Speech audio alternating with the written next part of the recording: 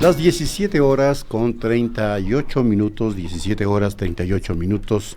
Vamos a nuestra siguiente entrevista. Estamos con Carlos Calero, él es representante de la firma contable, el asesor contable, justamente, ¿no? Es gerente general. Y queremos con él aclarar algunos aspectos de lo que implica la vigencia de la ley esta denominada de simplificación y progresividad tributaria, que tiene un nombre rimbombante, pero para muchos no tiene nada de, primero de progresividad no tiene absolutamente nada. En eso hay que ser muy claros. Yo creo que, perdón, y de simplificación peor, porque yo veo que hay unas bolas tremendas. ¿Cómo está? De progresividad Carlos? Podríamos decir, muy buenas tardes. De progresividad podríamos decir que está progresivamente cobrándose más impuestos. Bueno, pero no a los que deben, porque progresivo es cobrar a los que más tienen. Sí, oiga, y a mí uno de los temas que más me preocupa, y créame que le contaba a la coordinadora de noticias, ajá, uno de los problemas más grandes que encuentra uno, que ahorita he estado esta semana en Quito, Guayaquil, Manta, mucha gente se queja, y yo personalmente me quejo de que los impuestos deben servir siquiera para dar seguridad a los ciudadanos. No es posible que ahora las universidades privadas, porque en las públicas no tienen que robarles, ¿sí? Haya ladrones donde les pongan cuchillos, pistolas, se les lleven las portátiles. Tremendo. Fuera de la UDLA, inclusive a mi hijo, el día de ayer. ¿Se imagina un nivel de inseguridad, pero total? Imagínese con qué gusto quisiera usted pagar los impuestos. Pero si es que va a servir evidentemente para muchas cosas, no solo para la seguridad. Pero claro, o sea, ¿y qué se hace con la plata que se está cobrando? Bueno, una pregunta del millón. Sí, porque nadie si lo los sabe. Ciudadanos no tenemos seguridad y nuestros hijos no pueden estudiar tranquilamente ninguna universidad privada, ¿sí? Porque les roban a la noche, ¿sí? Y ni siquiera a medianoche. ¿Para qué? Disculpe la expresión, ¿para qué carajo pagamos los impuestos? Uh-huh. ¿Sí? Y yo sí me quejo. ¿Y sabe qué? Y es bueno quejarse. O sea... Sí, hay que hacerlo, porque no se debe callar. Así es, no y le agradezco más bien la oportunidad de comenzar de ese modo. Segundo, la ley, cuando comenzó el proyecto, y una de las cosas más rimbombantes que se sacó es eliminar el anticipo del impuesto a la renta. Créame que casi todo el país, los clientes míos me han escrito, me han llamado, me han felicitado, porque yo, como director de la firma El Asesor Contable, desde el año 2008 enseñé a no pagar el anticipo del impuesto a la renta, porque les iba a quebrar a los negocios, y muchos negocios quebraron, uh-huh. ¿Sí? Cuando se oye que se va a eliminar, que no se eliminó, sino se deja como anticipo voluntario, o sea, ojalá no pongan una regla en el reglamento de que si es que cumple tal cosa, sí le debe pagar, uh-huh. ¿Sí? Porque no está eliminado de manera voluntaria. Es decir, la gente que quiere puede pagar. A ver, ¿cómo sería el tema? Así yo le entiendo. Así le entiende usted. Sí, ya. Pero normalmente las reglas de juego del Servicio de Rentas Internas, porque después le dice en base a lo que las resoluciones, los reglamentos lo establezca. Ciertamente. Sí. Uh-huh.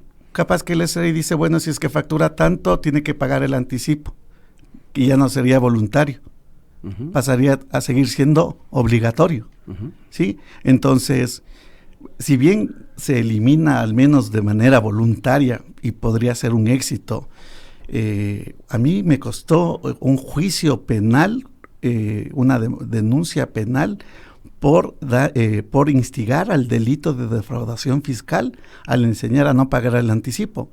Bueno, es que antes era ley, pues, ¿no? Pagar el anticipo de impuesto a la renta. Pero el anticipo, siendo un anticipo, la Constitución no permite, no obliga a pagar los anticipos, ¿sí? Y en base a la Constitución, nosotros enseñamos a no pagar.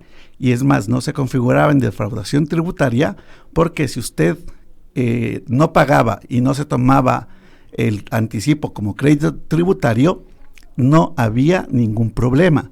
¿Por qué? Porque usted, si no paga y no se toma como crédito tributario, no hay defraudación tributaria. Uh-huh. A tal punto que después de 8 años y 1 mes y 10 días se archivó mi causa, porque no encontraron delito alguno. 8 años. ¿ya? 8 años. ¿Usted se imagina qué pasó en mi empresa durante los 8 años?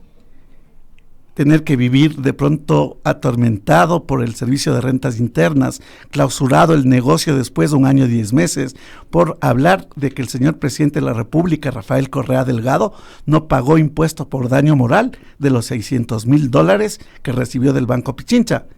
Y hay que arrodillarse al servicio de rentas internas, ¿sí? Para que no le molesten. ¿Sabe qué? Jamás en la vida voy a enseñar a que la gente defraude al fisco. Lo que enseñamos era a no pagar el anticipo y no tomarse como crédito tributario y no hay defraudación tributaria. Y en Fiscalía no progresó el tema, pero 8 años, más de 8 años estuvo esa denuncia. Ahora, vayamos al tema actual. Ahora vayamos ¿Cómo está la dinámica esta? Porque el gobierno lo que pretende es con esta ley recaudar $600 millones.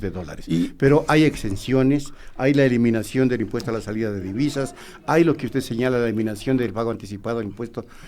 ¿De dónde va a recaudar los 600 millones? Yo si le vamos bien a descontar más de lo que recauda. Le doy un dato. A ver. Es increíble y es impresionante de dónde van a quebrar a las empresas para que sobrevive el Estado. Es peor que el anticipo. Pero se imagina. Es peor que el anticipo. Va a ser un efecto boomerang. Ojo.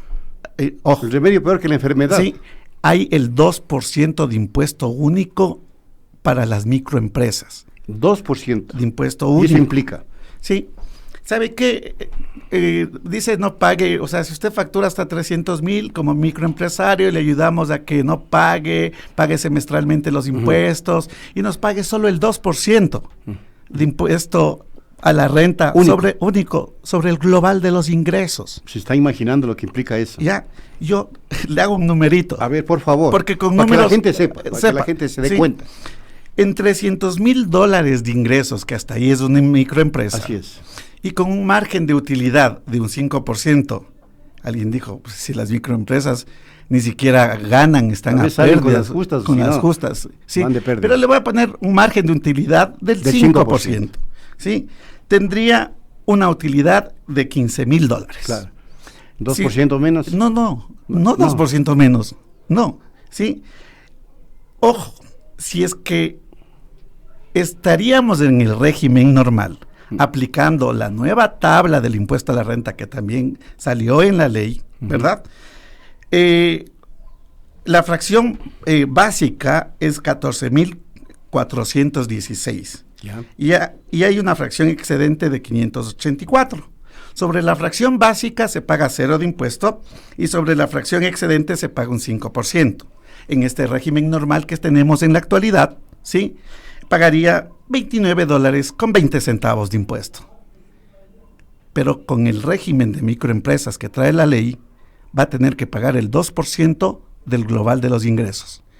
De 300,000, tome el 2%, $6,000. No 29,20. Y claro, si hacemos el margen de utilidad de 15,000, bueno, le queda en nada, la mitad prácticamente. O sea, ¿para quién trabajamos? Y dicen que les van a ayudar a los microempresarios. A los emprendedores. A los emprendedores. Y aproban una ley de emprendimiento para emprendedores que van a quebrar. Eso es lo que le quiero entender. Está así, sí, y lamentablemente uno no puede dejar de hacer ver estas cosas. No, es que ahí es responsabilidad. Porque, ojo, claro. Sí, leyendo la ley yo veía y decía, Dios mío, el día martes me llamaron a una entrevista en otro medio de comunicación. Y, por ejemplo, el tema del gas. ¿Sí? Si quieren cobrar más impuestos, controlemos el gas. Lo dije públicamente el día martes. ¿Sabe qué? El tanque de gas de $1.60, que dicen que 17 centavos está destinado, ¿ya? Y cumplen los distribuidores de gas pagando los impuestos, pero que el problema es la facturación electrónica, porque en el campo nadie les da un correo electrónico y por eso lo hacen de manera masiva a consumidores finales. Y si compran 1,000 tanques de gas, facturan el 1.60 por los 1,000 tanques de gas y dividen para 1.12 para sacar el IVA 17 centavos de cada tanque de gas. La pregunta es, ¿cuántas personas compran el tanque de gas en $1.60? Casi nadie. Porque se paga el transporte, se paga un montón de cosas. O sea, cuando le van y le dejan a su casa, ¿en cuánto cobra? La verdad yo no he comprado últimamente. Ya, creo que está en $3, ¿no? 2.50, $3, $3.50, dependiendo del barrio, hasta $4. Así es. Vea, y es increíble, un día antes de Navidad con mi esposa, ¿sí? Se había acabado en la casa los tanques de gas. Y además guardan, especulan. Ya, ¿sabe qué? Cogimos 4 tanques de gas que se acabaron a conseguir un distribuidor de tanque de gas. ¿Sí? Los distribuidores, solo en donde son distribuidores, se consiguen $1.60. Me recuerdo tanto que cuando sacamos a comprar los 4 tanques de gas, ¿sí? Mi esposa saca 2 billetes de 10 para pagar. El distribuidor le queda viendo y le dice, oiga, ¿y cómo así me da 2 billetes de 10? Es que como no le alcanzaba. Como no le alcanzaba y le sobra. Sí, $1.60 por 4, $6.40 y le deben dar $3.60. ¿Por qué me da de a 20? Dice, lo que pasa es que cuando yo compro en la casa pago $14 los 4 tanques de gas. Claro. Sí, la pregunta es, ¿cuántos distribuidores de gas facturan los $3.50, los $4? ¿Cuántos? Bueno, y ahí hay defraudación fiscal. Y yo sí digo, ahí ponerse en los zapatos del servicio de rentas internas es demasiado complicado. Cuando quieren obligar en las fronteras, ¿sí? El subsidio debe ser para los ecuatorianos, no para Colombia, para Perú. Bueno, se ve el gas. Por eso, Colombia es una cosa bárbara y en Esmeraldas. Sí, entonces ahí es un problema. O sea, el Estado necesita recursos. Obviamente controlemos. Bueno, controle el contrabando, porque lo ideal es controlar el contrabando. Por lo mismo. Sería... Y no solo el contrabando, porque los $3.50, $2.50, $3, $4, en la gran ciudad se vende a eso. Así es, Entonces, y estamos hasta acostumbrados. Y estamos acostumbrados. Hace rato que el gas no vale unos 60, sino $3. Es que ni en la mente la gente tiene el valor oficial del tanque de gas. Mismo es. Yo mismo no sabía que valía unos 60, la verdad. Sí. Entonces ahí uno dice, no, la labor del SRI es dura, es titánica. O sea, y si yo me pongo en plano del SRI, es duro. Pero entonces son pingües negocios de los distribuidores. Oiga, ¿o de quién? Ahí el control, o sea, pero debería haber ese control. Debería haber ese control. Queremos recursos. Ahí están, pero no quebrándoles a los microempresarios. Como usted señala con este 2%. Así es. Ya. Sí, o sea, uno no está solo, en mi caso yo no hago críticas por destruir o dejarle en mala imagen al servicio de rentas internas. Esa no es mi función. Mi función es técnico y como el eslogan de nuestra empresa dice, tributa bien y paga lo justo, porque el desconocer te hace perder. Hay muchos contribuyentes que por desconocimiento pagan muchos impuestos, pero hay gente, ¿verdad?, que se escuda en el desconocimiento para dejar de cumplir sus obligaciones tributarias. Las dos cosas son malas, ¿sí? El servicio de rentas internas es una de las cosas que uno lee, pero dice, ojalá funcione, porque eso es lo lindo de la simplicidad. Porque hay grandes evasores especializados en evadir impuestos. Pero bueno, son los grandes empresarios. Y esa es una realidad latente en el Ecuador de años, de toda la vida. Que le voy a decir algo que yo doble contabilidad y un montón de cosas más. Vea, pero no todos. No todos, yo sé. Sí, pero hay grandes empresas. Ya, pero ojo. Hay ejemplos. El ejemplo, la ventaja de las grandes empresas, ¿sí?, es que tienen asesores tributarios de planta para optimizar los impuestos con la ley en la mano. La desventaja del pequeño contribuyente es que no sabe esas tricky. Es que no sabe, ¿sí? Y en el desconocimiento paga más de la cuenta. Yo he asesorado a pequeños, a grandes, a medianos. Y créame que los grandes, ¿sí?, aprovechan las ventajas que tiene el sistema tributario ecuatoriano. ¿Sí? Pero si usted no conoce, o sea, paga, ha de estar contento, si no nos oye, ha de estar contento de hacerse microempresario y no tener que estar haciendo tantas declaraciones, tanto problema, y al final, $6,000. No, ahí sí, pero ahí sí ya despierta. Ahí sí ha de doler, como se dice. Claro, ahí sí cuando le afecta al bolsillo, oiga, ahí sí le va a doler. A propósito, en su experiencia, porque yo siempre me he preguntado, ¿por qué hay empresas que se les ven poderosas, que son medios de comunicación inclusive, siempre están a pérdida? al fin de año declaran 0 ganancias. Sin embargo, es evidente que funcionan con millones de dólares. Tienen trabajadores, una nómina pero gigantesca, publicidad al aire, cualquier cantidad, pero 0 ganancias. Siempre están a pérdida y siguen sobreviviendo. Buenos samaritanos. Yo lo que pasa es locura. Yo hago mucho tax planning. Ya. Planificación tributaria. ¿Ya? Y el otro día en una empresa, sí, las utilidades estaban yendo a ser muy elevadas, ¿sí? Y de acuerdo a políticas contables, normas internacionales de información financiera aprobadas por la super de compañías en base a NIF, ¿sí? Compramos un bien de $260,000, se le envió al gasto y se comió las utilidades. Claro. Sí. La pregunta es ¿dónde está la ilegalidad? Claro. Ahí esconden, evidentemente. No es ilegal, yo lo sé, pero con eso evitan. Entonces, la ventaja de los grandes es que tienen y hacen tax planning, planificación tributaria, ¿sí? Pero el mediano, el pequeño, ¿qué está haciendo ahorita? Vea, ayer en Manabí... ¿Qué más cumple? Pues se coge y paga. Ayer en Manabí no voy a dar los nombres de empresas, pero quisiera darles porque no es nada malo, ¿sí? Claro. Con 4 empresas grandes de Manabí, más de 2 horas de asesoría, ¿sí? Normalmente, vea, ayer 8 de enero, ¿ya? Normalmente el 8 de enero la gente está viendo cómo cierra los balances para ver cuánto es la utilidad y ver qué hacer este rato. Las 4 empresas grandes que les asesoré ayer en Manabí, 8 de enero, planificando la organización y el pago de los impuestos del 2020. No cerrando libros, planificando el año 2020. Porque ya el año anterior estaba planificado y organizado todo. Entonces yo decir que las grandes empresas hacen cosas ilegales, más bien, como tampoco voy a defender, todo hay. Pero son argucias que se utilizan para dejar de pagar, porque a nivel macro es justo, pues es justo que quien tiene mucho dinero pague. Sin embargo, son las que más utilizan este tipo de... Sí, pero ¿sabe dónde estuvo el beneficio?